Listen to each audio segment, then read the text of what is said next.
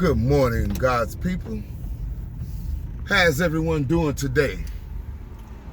Okay, I want to get into some scientific proof of who we are in America as far as black people. This is not racist or meant for hateful purposes. This is to educate and elevate us as black people living in America and white people that control America. If we really study things and look at things for who and what they really are and remove emotional rhetoric, we will understand that nature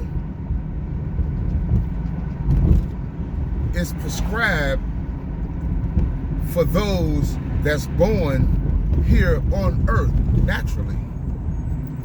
Nature always assists us in our evolutionary journey toward perfection.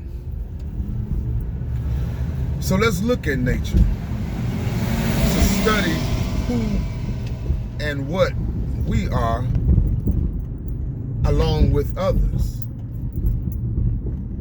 and who and what they are. Let's start with nature, like I said. If you are from this earth naturally, then the sun will affect you, but it will affect you in a positive way. Like it give us light, life, and energy. It make us see things clearer. So therefore, you could give the proper perspective because you have the proper perception. When you perceive something properly, then you can give the accurate data on that. But when you don't perceive properly and then you try to give your perspective, then the people get confused. And God is not the author of confusion. He's the author of peace. But on this nature and the sun, if you are from earth, then when the sun hits you, then it should give you vitamins. It should feed the melanin that's in you. It gives you vitamin D. Well, if I have to put on suntan lotion just to come out in the sun, then what is that telling me? That I'm not natural to this realm, this earth. If I were natural to this earth, then the sun would not bother me. See? But if the sun gives me cancer and destroy my life, then that's telling me that I'm not naturally born here. Another thing, if you were naturally born here, then you will have a natural homeland. See, but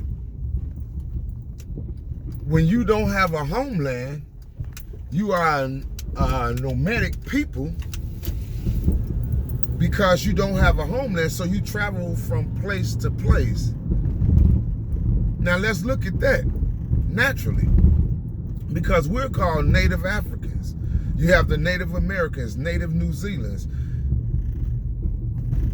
My Caucasian brothers and sisters, I want y'all to look at this. Why doesn't you call yourself a native nowhere on this planet? And then some of you all try to get, wise and say that, well, we're from Europe. The word Europe means hills and cave sides. The EU means hills and caves, and the rope means rope. Europe. You were roped inside the hills and caves of Europe after you was driven out of the Garden of Eden. The children of Adam. So which is saying that you are a made man. This is why in Genesis on the 6th day, God says, come, let us make man in our image and after our likeness. There was a man made in the image and likeness of a God, but then there were people that was already here that was made from the dirt of the earth. See, both of those stories are in the Genesis. Even when he created Adam and Eve, he said, male and female created he them, blessed them, and called their name Adam. So Adam doesn't mean one person. Adam represents a group or a race of people that were in a certain garden. If you look at the word garden, there's many aspects we can go or directions we can go when we talk about gardening. Like when you teach your child, when they go to school, the first grade is called what? Kindergarten.